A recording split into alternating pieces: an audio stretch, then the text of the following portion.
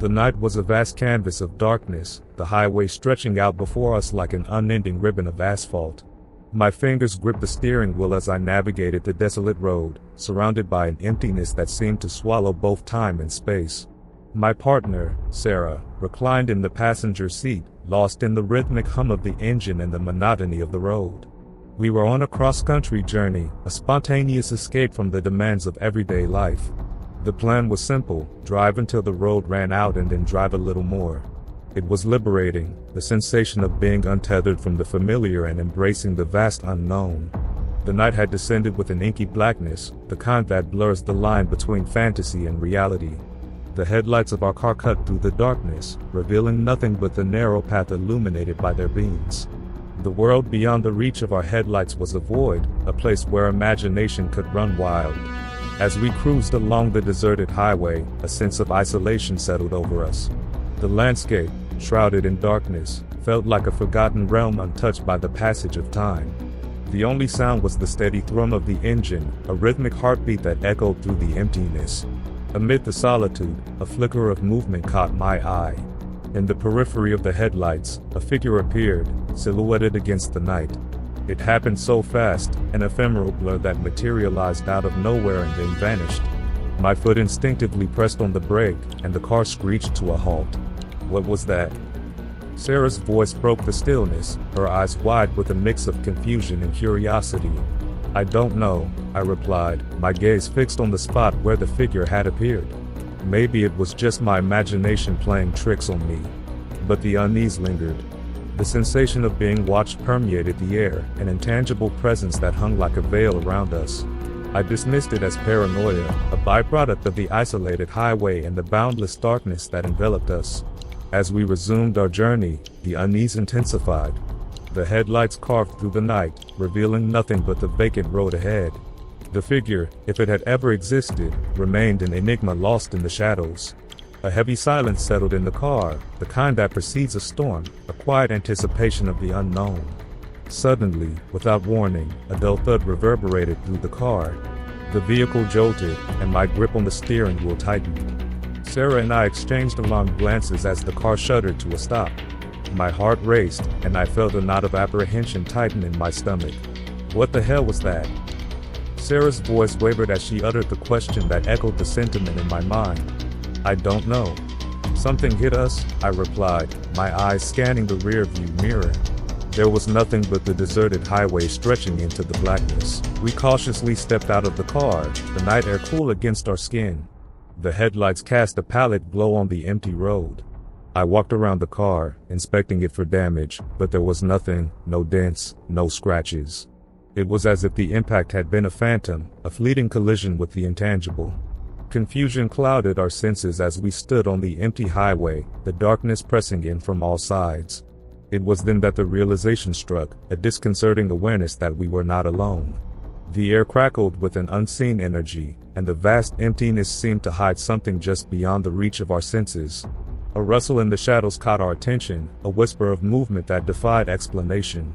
We turned toward the sound, our eyes scanning the darkness. That's when we saw him, the figure we had glimpsed earlier, now standing at the edge of the highway. It was a man, or at least the semblance of one. His silhouette was indistinct, as if he existed in a state between the tangible and the ethereal. He stood there, motionless, staring at us with eyes that seemed to pierce through the night. A chill ran down my spine as I took a step back, my hand reaching out to Sarah. The figure remained silent, a specter on the periphery of our understanding. As we stared, paralyzed by a mix of fear and curiosity, the figure moved, swiftly and with an otherworldly grace. In an instant, he leapt toward us, his form blurring with an unnatural speed.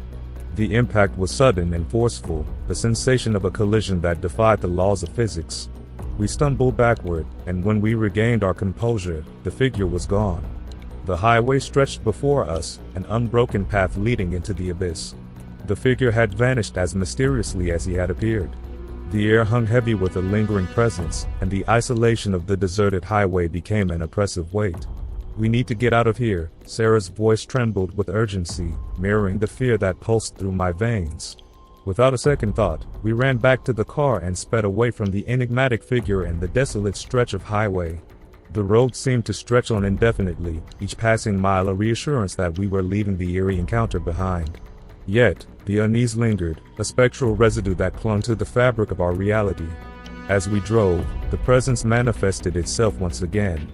It was a subtle shift in the air, a feeling of being pursued by something unseen. The headlights illuminated the road ahead, revealing nothing but the darkness that seemed to swallow us whole. "We can't shake it off," Sarah's voice quivered as she peered into the rearview mirror. The figure materialized once more, his form flickering in and out of existence. He pursued us with an otherworldly persistence, his presence an unsettling reminder that we were not alone on the empty highway. Panic set in, and the road ahead seemed to stretch into an infinite nightmare. As the figure closed in, the car's engine groaned under the strain of our accelerating escape. The speedometer climbed, but the figure matched our velocity with an eerie determination. It was as if the highway itself had become a battleground between the tangible and the spectral. In a desperate bid to escape, we veered off the highway onto a narrow dirt road. The figure pursued us, his silhouette undeterred by the change in terrain. The road twisted and turned, the headlights cutting through the night as we hurtled through the darkness. The sense of being pursued intensified, and the figure closed the distance with each passing moment. The air inside the car felt charged with an otherworldly energy, and the emptiness of the night seemed to close in on us. Fear coiled around our senses, a tightening grip that threatened to consume us whole. "We need to find help," Sarah's voice trembled with urgency. I nodded in agreement, my eyes scanning the desolate landscape for any sign of civilization. The dirt road seemed to lead us deeper into an abyss of isolation, the figure a relentless specter that mirrored our every movement. In the distance, the dim glow of lights emerged, a small gas station on the outskirts of a town. Hope surged within us as we approached the sanctuary of civilization. The figure, however, persisted, his form an indistinct shadow against the backdrop of the night. As we pulled into the gas station, the figure lingered at the edge of the illuminated area, his presence a haunting silhouette against the darkness. We rushed into the convenience store, our hearts pounding with a mix of relief and trepidation. The attendant behind the counter eyed us with a curious expression. "You folks okay?" We don't know," I stammered, struggling to put our inexplicable encounter into words. As we recounted our experience, the attendant listened with a mixture of skepticism and concern. The figure remained outside, a spectral presence that seemed to wait on the periphery of our newfound refuge. The attendant glanced toward the window, his eyes narrowing as if trying to discern the enigmatic silhouette in the darkness. "You're not the first to see him," the attendant finally spoke, his voice low and filled with a haunted awareness. "He's been lingering around these parts for years, sometimes seen on the highway, sometimes just watching from a distance. Nobody knows who he is or what he wants." The revelation sent a shiver down our spines. The figure, it seemed, was a recurring presence on this desolate stretch of highway, a mysterious entity that defied explanation. The gas station, now a temporary sanctuary, offered little solace against the lingering unease. As we debated our next course of action, the figure outside seemed to recede into the darkness. The gas station's lights cast an impenetrable barrier, holding the enigmatic silhouette at bay. It was a temporary reprieve, a respite from the pursuit that had unfolded on the endless highway. The attendant offered us a cautious nod. "If you're heading out, be careful. Some say he's a lost soul searching for something he can never find." With a sense of trepidation, we left the gas station behind, the figure's lingering presence fading into the night. The highway stretched before us once more, an unbroken path leading into the unknown. The encounter had left an indelible mark on our perception of reality, a reminder that the darkness held mysteries that defied comprehension. As we drove away, the figure remained a specter in our rearview mirror, an enigmatic silhouette against the emptiness of the night. The highway, once a symbol of boundless freedom, became a haunted thoroughfare, its desolation echoing with the footsteps of a lost soul forever searching for something beyond the reach of the living. And so, as we navigated the endless highway, the unease lingered, a spectral residue that clung to the fabric of our reality. The figure, forever elusive, became a haunting presence in the tapestry of our memories, a reminder that the road less traveled could lead to encounters with the inexplicable, where the boundaries between the tangible and the spectral blurred in the vast emptiness of the night.